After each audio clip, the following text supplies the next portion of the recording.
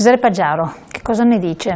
Perché abbiamo accennato più volte anche il ruolo dei sindaci, diceva anche l'onorevole, il ruolo dei sindaci, anche Senigallia, quindi... Posso partire più largo? Quanti minuti No, ho? non troppo largo, perché ho capito, l'ho scoperto. Dalla scoperta della spina. Intanto Cantone... No, ma poi mi stringo in fretta, faccio poi la sintesi. Ma intanto Cantone ha detto che nella sanità italiana c'è tanto da lavorare in termini di, come dire, cercare di trovare onestà, visto che evidentemente girano tanti soldi, per cui nella sanità mediamente sarà bene che ci sia molta attenzione da parte di chi di dovere. Detto questo, è simpatico dal punto di vista politico che chi è nato federalista, come dire, navighi da centratore, e quindi è la classica situazione umana che il martello si fa scalpello. Ecco. E quindi niente di nuovo neanche sotto questo fronte. Però c'è un fatto, che per correre dietro ai voti in campagna elettorale, chi nel programma, chi attraverso i microfoni, tutti si sono affaccendati molto e come dire, in maniera molto precisa a dire riduciamo i manager, risparmio eccetera, riduciamo le USL, le ASL. E questo quindi è stata, come dire, più una necessità elettorale che una virtù elettiva. Rimane il fatto che io non trovo negativo il fatto che le ULSS vengano ridotte di numero. Qui nella provincia di Padova in origine erano 5, adesso sono 3, con la nuova riforma diventa 1. Io che abito, vivo, sono nato e anche ci muoio a Vigonza, che sono a uno sputo da Padova, ma che la settimana prossima per una cataratta per mia mamma devo portarla a Cittadella, dico mi va bene l'ULSS unica, in modo che poi non c'è la possibilità di muri tra un ospedale e un altro. Ecco, chi abita i 23.000 abitanti di Vigonza si trovano che prima di arrivare a Cittadella ci sono 7 ospedali, perché si arriva prima anche a quello di Mestre, va bene, piuttosto che arrivare a quello di Cittadella. Quindi è evidente che la riunione da questo punto di vista, se permetterà di avere pari diritto dei cittadini di muoversi nelle strutture preordinate, io la trovo positiva. Detto questo, credo che sia bene, poi rientro subito nel motivo per cui magari posso dire una cosa in più, pur condividendo. È vero che è stato presentato in velocità un progetto con dei difetti gravi, al di là che considero positivo la riduzione. Non prevedeva assolutamente il direttore generale del sociale, quindi c'era un azzeramento anche dal punto di vista delle nomine e degli assessorati. Era come se fosse morta la S. Le nostre USL hanno 2 S, socio-sanitario. E non è sanitar sociale, è socio-sanitario, e spero che non fosse solo perché suona meglio, ma che si dia una priorità, perché il sociale, se nasce come priorità, è prevenzione, e se è prevenzione è minor costo della sanità, che è il più grande costo che c'è non solo nella regione Veneto ma in tutta Italia. E non sono neppure aziende ma unità locali socio-sanitarie. Il fatto che sia un'azienda... È unità locale, fa partire alla comunità, unità locale socio-sanitaria, sì, non azienda che è economicamente. Diventa dopo azienda, perché prima erano LSS, adesso è AULSS, il fatto che diventi azienda e che quindi abbia una capacità, diciamo tra virgolette, pur essendo un servizio essenziale, eccetera, di, non dico stare nel mercato perché non deve guadagnare, ma di avere la capacità competitiva in termini di erogazione di servizi in base al costo, non è sbagliato neanche questo. Come dire, la salute non ha prezzo, però la sanità ha un costo, e chi fa politica e chi deve amministrare deve tenere conto al costo della spesa pubblica, ovviamente, visto che poi quando si alzano le tasse tutti gridano allo scandalo. Quindi 8 miliardi e più e mezzo di euro all'anno. Se poi diciamo, butto un po' di benzina al fuoco, che in meno di 10 anni fa, se non mi sbaglio, ho letto il libro bianco della regione a suo tempo, e oggi vado a memoria pura, non mi sono preparato, ma erano 6 miliardi, se no anche meno.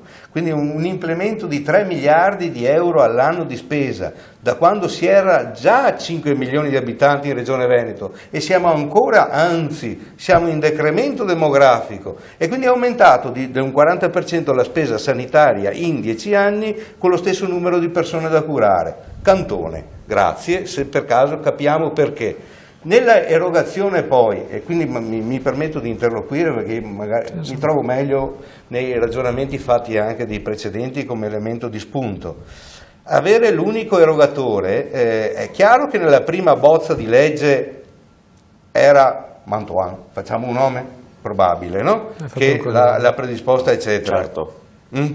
Sì. No, sì, non probabile volevo dire. Sì. Io dico probabile così mi evito le querele, no? Perfetto. E quindi la do per intuizione e non per certezza, anche perché non ero lì a fargli luce, però insomma è evidente che se nelle riunioni il politico dice una cosa e il tecnico ne dice un'altra, il politico non sapeva di tornarci, il tecnico sa che ci arriverà alla pensione. Questa è la storia anche dei politici, chi non l'ha capita fa sempre le figuracce. Rimane il fatto che è così. E quindi il tecnico che ha scritto la legge da tecnico ha detto l'azienda zero la gestisco io, anche in buona fede e con capacità e senza volere, come dire, tenersi qualcosa in mano. Rimane che, come dire, ognuno si sente in prima persona. È evidente che era debole dal punto di vista politico e quindi nella nuova, e quindi do atto a quanto è stato detto nell'intervento precedente, nella versione attuale, al di là che non è stata recepita dalle opposizioni ma è stata, come dire, per autotutela politica mossa dalla maggioranza, che poi è Lega appunto nel Veneto. Mi dispiace per chi pensa che ci sia anche Forza Italia, ma credo che i fatti siano questi. Io sono all'opposizione ma su questa cosa sono d'accordo sul farla bene. È evidente che il controllo della Giunta e del Consiglio, visto che una legge non si fa per sé, ma vale anche per il Consiglio prossimo, magari 5 Stelle, magari PD, magari qualcos'altro, è giusto che una legge sia fatta bene. E quindi è chiaro che è bene che ci sia il controllo politico, e quindi del Consiglio e della Giunta. Ma dico, perché non si sa, oppure lo sanno certamente i presenti, ma chi guarderà questa trasmissione, chi guarda questa trasmissione non lo sa, la ripartizione che la Regione Veneto da sempre fa alle varie ULS mica è omogenea. Nella ULS dove vivo io trasferiscono mediamente pro capite, perché è una distribuzione pro capite di 5 milioni di abitanti, si era a 1.450, siamo a 1.550 euro a base annua. Ma ci sono delle ULS, chissà perché, chissà per qualche ragione, e le motivazioni le conosco perché devono averle scritte ma sono ridicole, ok? Ci sono ULS che viaggiano a 1.800-1.850 pro capite. C'è una sperequazione. Ma di brutto c'è la sperequazione da questo punto di vista. Ora c'era anche prima, se lo fa l'azienda zero non mi meraviglio, ma dico che è da valutare, che non è più da farsi. Entro più nello specifico facciamo sul sociale, poi però secondo me c'è molto da dire. No, ma dopo il sociale lo affrontiamo assolutamente. Ok. Ma noi come CGIL pensiamo che sicuramente l'accentramento di alcune funzioni finalizzate a risparmio e a maggiore efficienza siano positive. Pensiamo che per far questo non fosse necessario costruire o istituire una nuova azienda. Quindi questa azienda c'è un'area sanità e sociale, si poteva rafforzare quella, anche perché alcune funzioni di accentramento, come è stato ricordato, erano già state messe in campo sugli acquisti, sulle centrali di committenza. Nel momento in cui la maggioranza di governo di questa regione ha deciso di presentare questa proposta di legge e l'ha presentata con una versione iniziale che era molto preoccupante dal punto di vista dell'equilibrio dei poteri, come forze sociali di rappresentanza sindacale abbiamo chiesto con forza prima di tutto un riequilibrio di questi poteri. Lo abbiamo fatto non da soli, lo hanno fatto anche le forze politiche. Per onestà intellettuale penso di poter dire che la versione finale del testo che verrà presentato in Consiglio regionale modifica la versione iniziale, definisce almeno formalmente un riequilibrio dei poteri, riattribuisce al Consiglio regionale la titolarità sulle politiche di programmazione sociosanitaria, riporta in capo alla Giunta regionale tutte le funzioni di controllo, di indirizzo, controllo e vigilanza sull'azienda zero. Erano della CGIL, allora, queste proposte? Rispetto a questo... Erano della CGIL queste proposte? Erano le unitarie vostre? e quelle del riequilibrio dei poteri, insomma. Sì, sì. Rispetto a questo facciamo due osservazioni anche rispetto all'interlocuzione col dibattito. La prima è che tutti gli elementi di ulteriore rafforzamento di queste funzioni di controllo, vigilanza e indirizzo da parte del Consiglio e da parte della Giunta sono benvenute.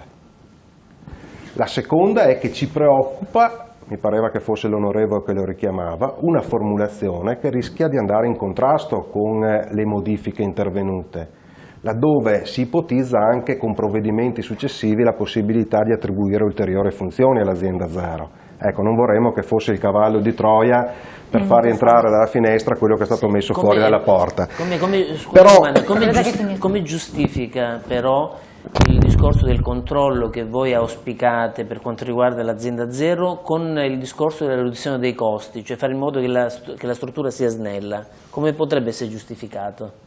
Sì, con una definizione precisa dei meccanismi di controllo e di vigilanza anche su tutti gli aspetti che riguardano la trasparenza.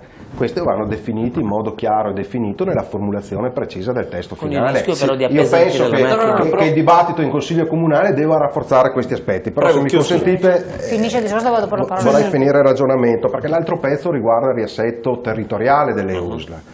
Anche qua, come organizzazioni sindacali, noi non ci siamo mai opposti a un processo di razionalizzazione che possa portare a una riduzione dei costi e a una maggiore efficienza dei servizi.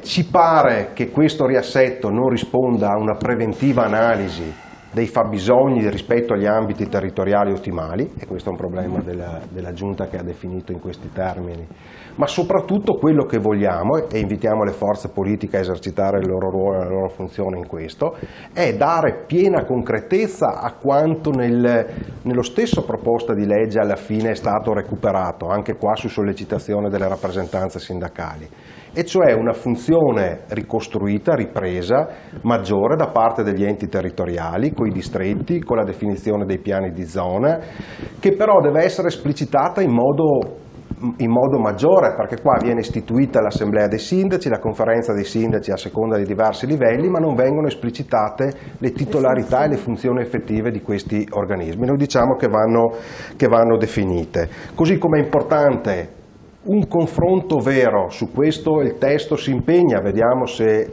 manterrà questo impegno, con le organizzazioni sindacali su tutti gli effetti che la riorganizzazione produce sui lavoratori. No, ma quello Noi chiediamo valorizzazione delle professionalità e anche adeguamento degli organici per mantenere uno standard e rafforzarlo di qualità dei servizi che deve essere funzionale alla riorganizzazione. La razionalizzazione anche delle USL va bene se consente un miglioramento delle prestazioni e della qualità dei servizi. Da questo punto di vista riprendo e chiudo il ragionamento che faceva il mio collega dello SPCGL, cioè le vere priorità quali sono? Le vere priorità sono l'attuazione completa del piano sociosanitario regionale, soprattutto laddove richiama l'integrazione dei servizi sociosanitari, la continuità assistenziale dentro una filiera di strutture territoriali che fino ad oggi non sono state implementate. Jacopo Berti. Telegrafico sulla questione, la domanda che lei faceva riferita ai controlli. Il disegno di legge che vuole portare oggi in aula la maggioranza va nella direzione purtroppo dell'aumento dei costi. Perché dico questo? Oggi esiste già un organo di controllo della sanità, si chiama, è un servizio ispettivo interno del Consiglio. Allora, questo organo di controllo va a controllare proprio i conti, però di anno in anno lo sgonfiano, gli tolgono una persona, gli tolgono risorse, gli tolgono personale e lo stanno riducendo. Erano in 12, adesso sono in 4. Questo sta succedendo. Cosa propone? Sono politici o tecnici? Tecnici, avvocati. Cosa fa questo progetto di legge? Dice, caspita, ho avuto un'idea, facciamoci un altro ispettivo. Però lo teniamo noi in giunta, non in consiglio. Quindi se ne fanno un altro, ma se lo fanno a casa loro. Che però avrà una possibilità, i distaccamenti. Che cosa vuol dire questo parolone? Vuol dire che possono andare in giro per tutte le ULSS a prendere le migliori persone, a chiamarseli in questo nuovo ispettivo. Il problema è che in questo nuovo ispettivo non avranno la possibilità i consiglieri di poter guardare, di metterci il naso. Allora noi diciamo, ma scusate un secondo, ce n'è già uno, perché dobbiamo fare il doppione? E soprattutto perché deve essere un doppione dove i rappresentanti dei cittadini non possono andare a chiedere cosa sta succedendo? Cioè un sindaco di un comune non potrebbe assolutamente... Allora noi diciamo, ce n'è già uno, potenziamo quello che c'è, cioè il concetto è chiaro. poche idee semplici, chiare e che funzionino. Cioè, lei dice che i costi rischiano di aumentare o di non diminuire. Sì, loro dicono è invarianza finanziaria, ma io dico ma perché bisogna... vedete, è la mentalità burocratica che di fronte alle telecamere dice vogliamo togliere la burocrazia e poi invece nelle carte dice facciamo 2 servizi uguali doppione, però uno è un po' più bello me lo tengo io e quello un pochino più brutto lo lascio a voi che ci giocate. Ed è invarianza finanziaria perché attinge i soldi dal fondo sanitario regionale, dagli 8 miliardi e mezzo, Esatto. ma vuol dire che i soldi che utilizzi per l'ispettivo non li utilizzi più per l'assistenza ai cittadini, per i servizi ai cittadini. Questo qua è il problema. E questo è il punto. fatto. Il principio è quello dei vasi comunicanti. Togli acqua da una parte e va dall'altra. Su questo voglio tornare assolutamente, ma richiede un po' di tempo. Andiamo subito in pubblicità, perché questo è il nodo cruciale, la preoccupazione dei cittadini. Cioè, tu tagli, ma uno immagini, tu risparmi per avere più soldi da dedicarmi alla sanità effettiva, a quello che bisogna il cittadino, per ridurre le liste d'attesa, e soprattutto c'è un problema di ticket. Tutti, questa è una cosa trasversale, ci hanno lamentato, ci hanno detto dite la questione dei ticket, quindi si vede che pesano un pochettino sui cittadini. Cosa succede? Qui torniamo, adesso qua la patata a voi, penso che anche i sindacati interagiranno. Pubblicità, pochi secondi, poi siamo di nuovo.